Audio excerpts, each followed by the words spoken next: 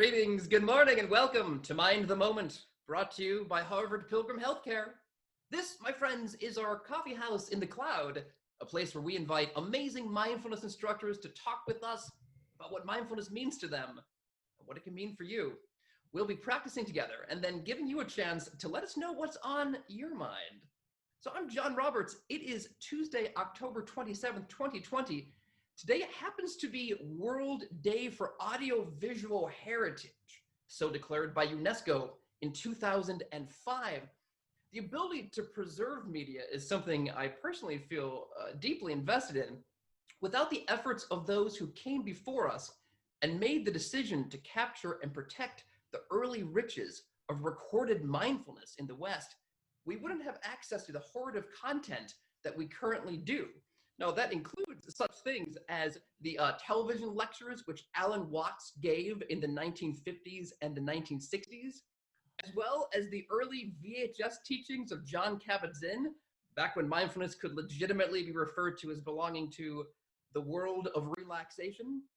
And of course, without preservation-crazed people running the internet, the very session you are watching right now would not be destined for perpetually open access on YouTube, but would end up sitting unheated on a hard drive in my garage in perpetuity. And yet, is there a sense in which we might preserve too much? That's something I'm excited to explore this morning with none other than Mary Starr Green, mindfulness and yoga teacher extraordinaire. Good morning to you, Mary. Well, good morning, John. That's quite a lead-in. I'm happy to be here. So, Mary, if I may, I want to begin by quickly asking you a question, which I've been asking all of our instructors this season. What is the most important piece of advice you received when you first started meditating? Relax. That was sort of a flip answer, but it really was the advice that I got on the approach. And it was really more about the story of that not too tight, not too loose, kind of like that stringed instrument.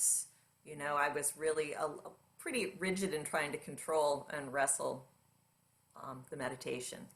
So it was like, not too tight, not too rigid, don't want to break that string, and not too loosey-goosey, don't want to fall asleep. So it was one of balance, I think. So balance. Oh, it's beautiful. So we'll try to be relaxing together this morning. I think that would be a nice thing. And in just a moment, towards those ends, I will be inviting Mary to lead us in a 10-minute guided meditation. Following that, we'll step into the Q&A portion of the proceedings and would be thrilled if your own questions were a part of it. So do take a moment to open up the chat box, which is located at the bottom of your screen, and use it to send us any questions you may have or any comments that you'd like to share at any time. As a way, though, to get our fingers warmed up, Mary, is there anything that you'd like to ask the folks at home to chat in about as we're getting started? This one may be easy or difficult. 1 to 3 words. How are you feeling today? All right. 1 to 3 words. 1 to 3 words. How are you feeling today? While folks are thinking and typing, please know that we are grateful to have you joining us and joining each other in our virtual coffee house this morning. Do keep in mind, only Mary and I will be able to see anything that you type. And if we don't have a chance to read your particular question or comment out loud, please know that we do read and value them all. As we close today, which will be right around 9 a.m., I'll mention even more ways that you can keep in touch with us. All right, so someone says they're feeling tired and unfocused. Another person overwhelmed. A third person says, I'm at peace. Somebody else says they're feeling better than yesterday. Overworked, tired and overwhelmed, very uncertain, anxious. Someone says their new dog is great. Somebody else says they're feeling relaxed. Another person stressed, anxious, depressed, then grateful, reflective, restless and sore, exploring new self. Tight and tired. Well, I think that's a good span right there, Mary. Thank you everyone for sharing it. It's great to hear from all of you this morning. Thank you. Yeah. So, Mary, if I may, as a way of prefacing your guided meditation for us this morning, I'd like to return us for a moment to this issue of preservation. Normally, I think we consider the act of preservation to be a wise and noble and perhaps even a heroic endeavor. And yet, sometimes I wonder if we end up preserving in our minds or in our bodies difficult thoughts or emotions that serve less to inform our experience of the world and instead, in a certain way, hinder it. So I'm wondering if you can speak to how we can become wiser preservationists in terms of the things that we choose to hang on to and the things that we choose to let go of. Wow. Well, interesting word, preserve or preservation, but the what to hold on to and what to let go are kind of interesting with meditation.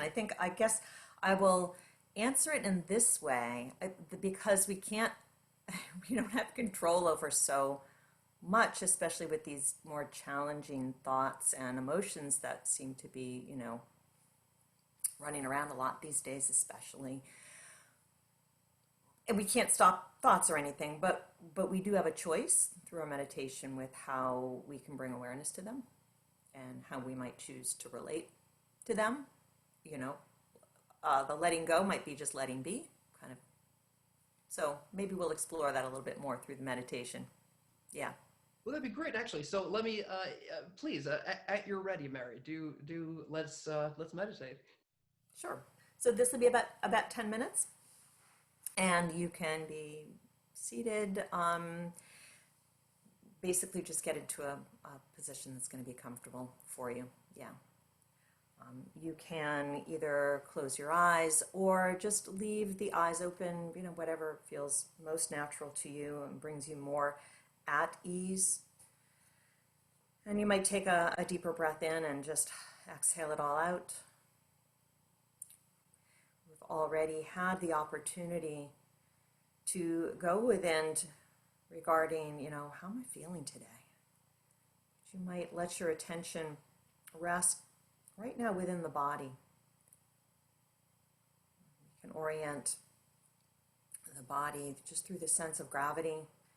And if you're sitting, just feeling that support that the chair or whatever is under you is offering you.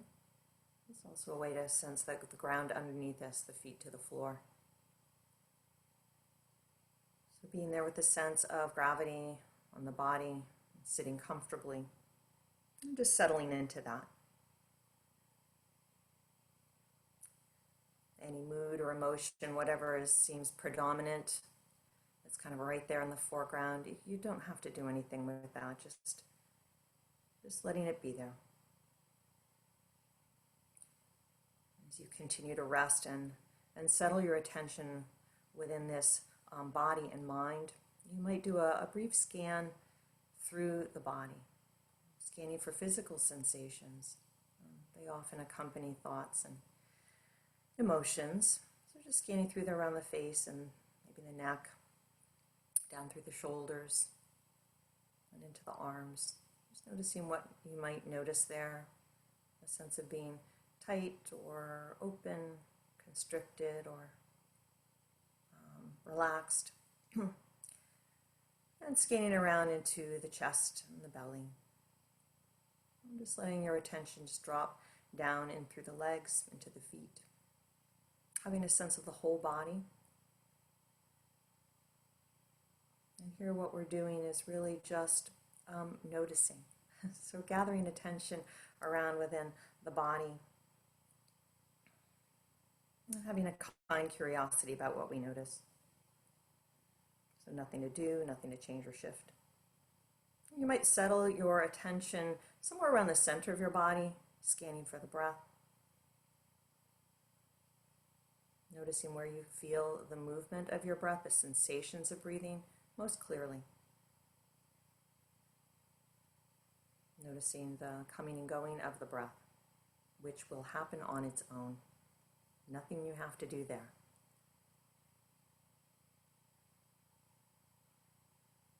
This is our foundational practice of steadying attention. These are anchors, the body and the breath, that we can return to.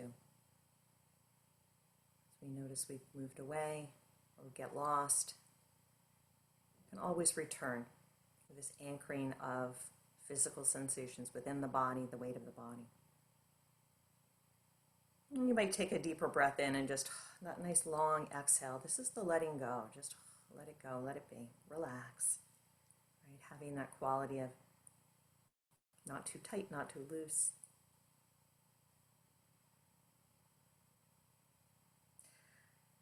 As you're resting attention here, steadying on the breath and in the body, you may begin to notice thoughts, right? Thinking. And this is where we're going to, rest and kind of practice with, work with this. Right? Just learning to see thinking and thinking as thoughts and thinking. So here you might bring in, my favorite visuals is just seeing thoughts as like clouds in that open sky of your awareness. It might be a cloudy day, it might be a little bit more blue sky, and maybe a few little puffy clouds, little thin wispies, maybe a lot of dark, deep, heavy clouds. So we can just let them be, know that they arise on their own. You can't stop thoughts. We can learn to observe, just have them, as if they're passing by, moving through.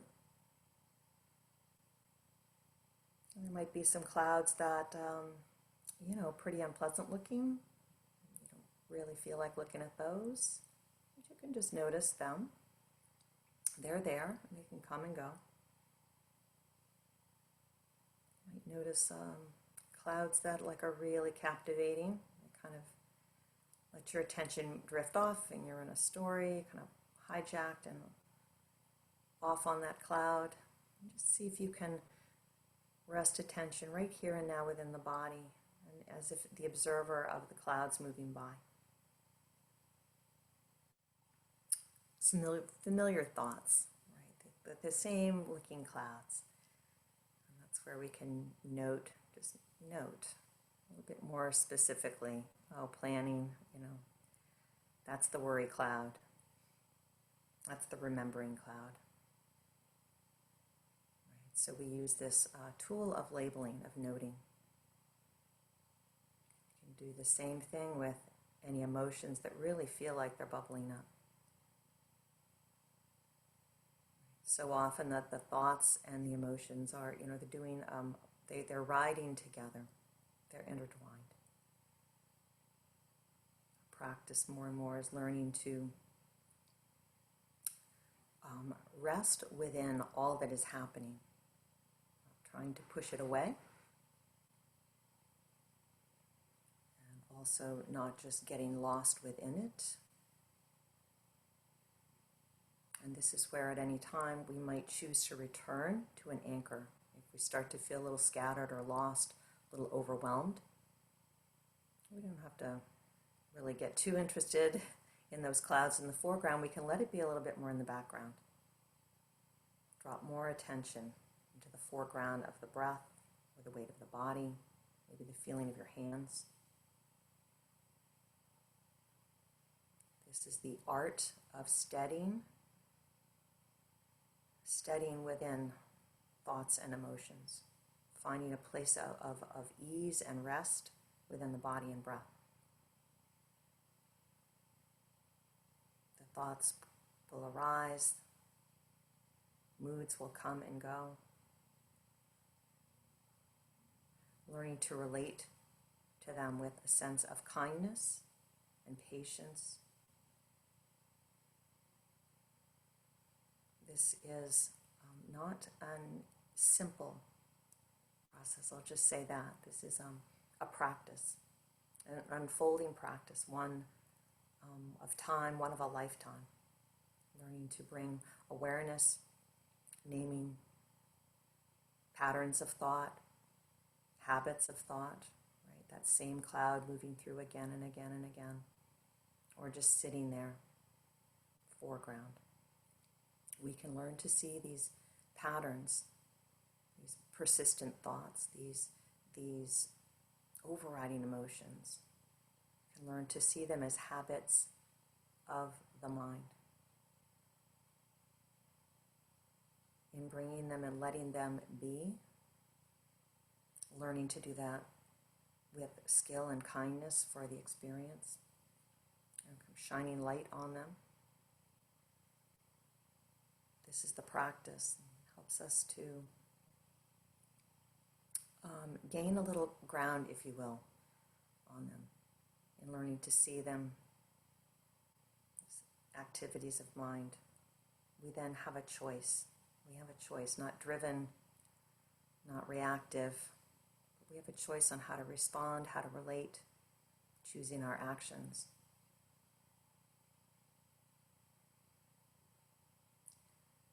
So for the remainder of this time, just being with all that is, which may be a lot, but again, we can steady, be as simple as finding that place of ease, feet on the floor, soft movement of breath.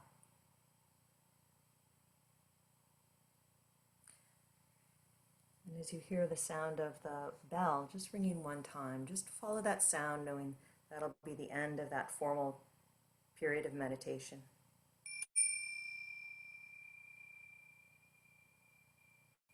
And in hearing that, if the eyes were closed, you can open them up, kind of reconnect with the screen and with our time together. So thank you for practicing that. Thank you, Mary, for leading that. I'm really loving this idea of thoughts and emotions as these clouds that we can allow to sort of float to the background.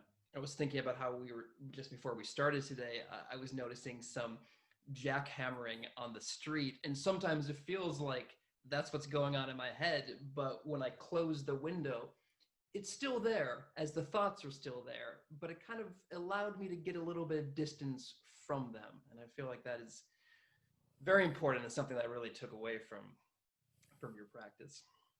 Yeah, and it is practice. Yeah. So for the folks watching, I do want to make sure that everyone feels welcome and more than encouraged to ask Mary any questions you may have using the chat box. While you take a moment to think and type, let me nudge us along with a question of my own. So Mary, this is a specific question, but I think what you were talking about in your practice will speak to this, but let me frame this up. So I've been trying to make a habit out of taking my son for walks around the neighborhood in his stroller. But lately, when I do so, I've been noticing this thing that happens with me. Most of the people I pass in the street are like myself, wearing masks, but maybe a quarter or so of them are not.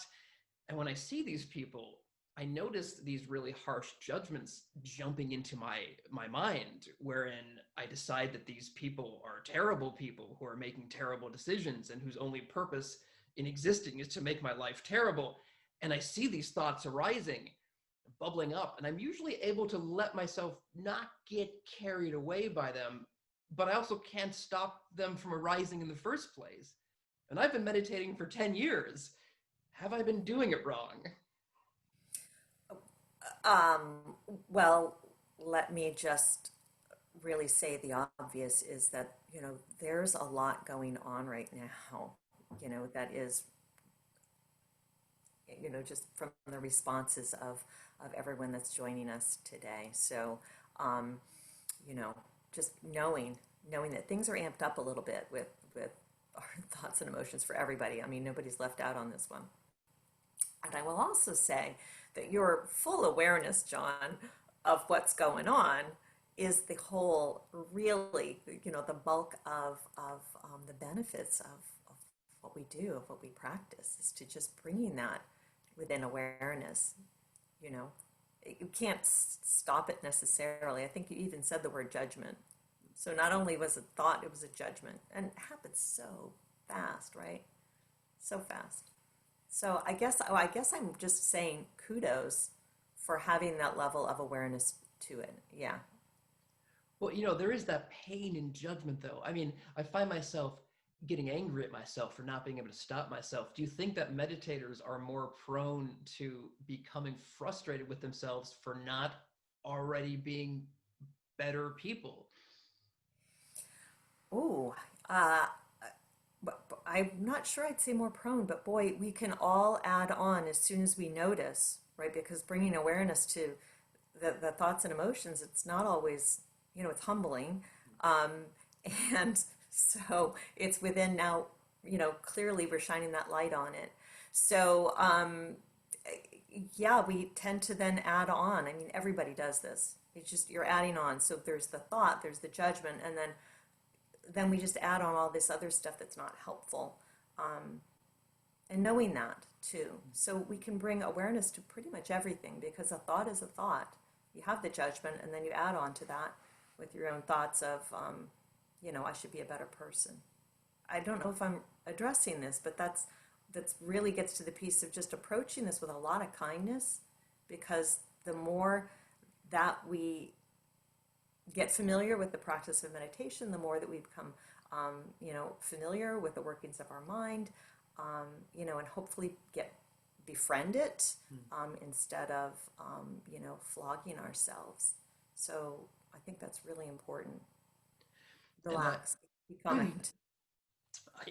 I would say it also helps having my son with me, because even though he's not really at a point where he can where he seems to fully know what's going on around him, I am feeling like, okay, I need to be a good example for him. And so, you know, I mean, I guess I require having a baby there to help me, remember that. But maybe what I'm hearing is that our mindfulness itself can be that baby that sort of like is looking over us and not judging us, but wanting us to be as good as we can be.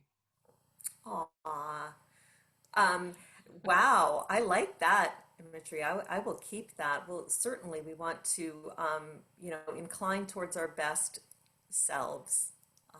Yeah, and as a parent, I can say those have been my moments to shine in moments where, I've got to model this for the kids. Um, but yeah, I love that. Love that. So, okay, so here's let me ask you a question that's sort of related to this, Mary, if I could. You know, we're talking about letting go of or getting some distance from some of our thoughts or difficult emotions. I'm wondering, in your opinion, is there ever a danger in letting go too much, and letting go of so much of what we're experiencing that we might accidentally become disengaged or disaffected? Mm.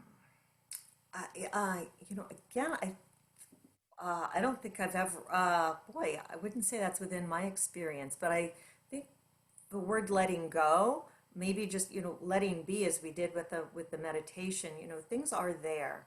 We're not going to just drop our thoughts and our, deeply conditioned, that doesn't, in my experience, that's not what is happening.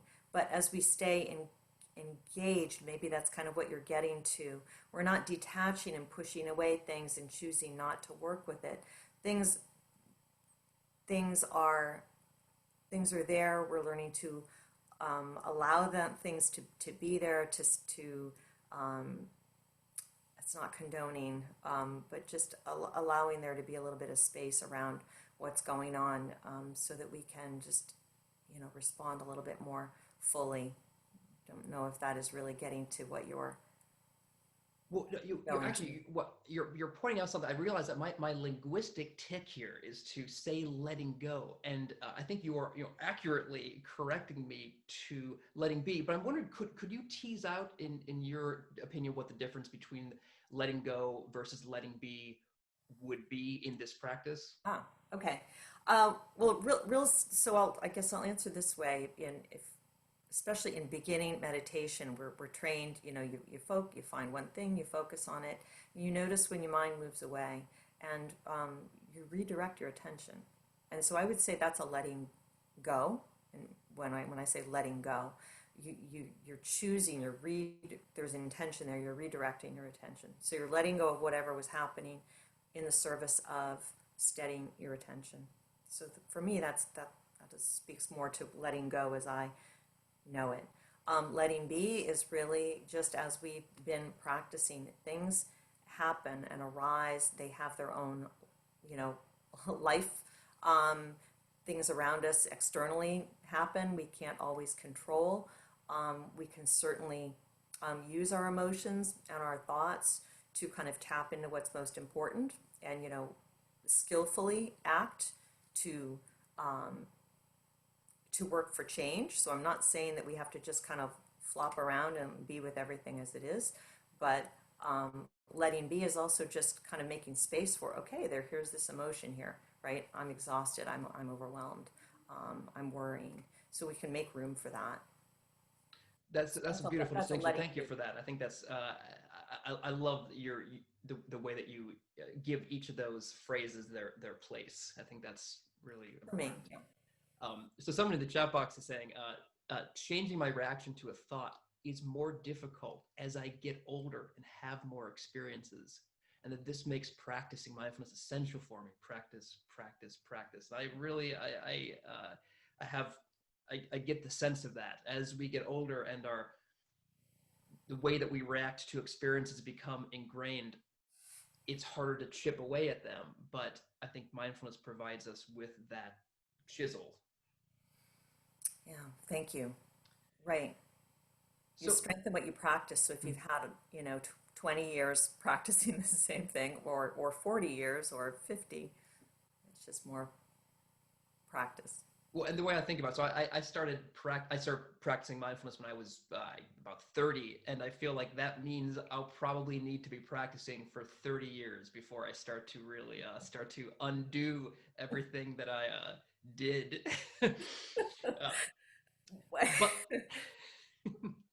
But Mary, so I am trying to get very good or better than I have been at moving us towards an actual 9 a.m. stop time. And so unfortunately, I'm going to have to sort of do that now.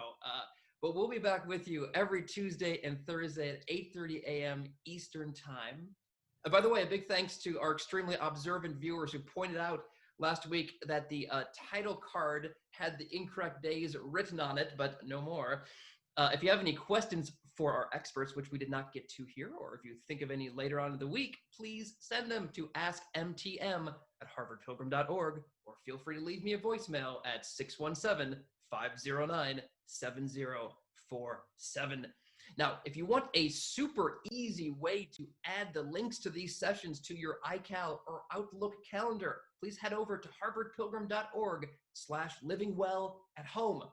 And while you're there, make a note of the many other free, live, and virtual wellness sessions which Harvard Pilgrim offers for the public. Those include yoga classes, Zumba classes, and health and wellness webinars for adults and kids alike.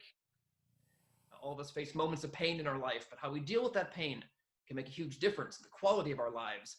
We'd love for you to check out the free resources around mindfulness and pain management, which we're offering through a partnership with our friends at Mindful Magazine. Those resources can be found at mindful.org/pain. See the stuff we've been up to on Facebook, facebook.com/mindthemoment. And you can rewatch this session, watch older sessions, introductory sessions, and interviews, which we conducted with leading mindfulness researchers on our YouTube page, youtube.com/mindthemoment. A closing word, if I may, from the philosopher Ludwig Wittgenstein, who stated, quote, "Everything that can be thought at all can be thought clearly. Everything that can be said clearly." So Mary, I'd like to thank you for bringing clarity to my practice today. One last question for you. I know you've been dreading it. If I may, if you had a theme song for your mindfulness practice this week, what would it be? Wow. You know what? I'm stymied on that one, John. Nothing's coming to me. I'm going to throw it back to you. All right. Okay. Well, let's see. So I'm gonna go with "Autumn Leaves" for the season. The version recorded by Duke Ellington in 1957. All right, everyone. Thank you for joining us. Thank you, Mary, for your guidance. It was wonderful this morning. Thank you. Thank you, everybody. Good to see you. We'll see y'all soon, and please do have a momentous day.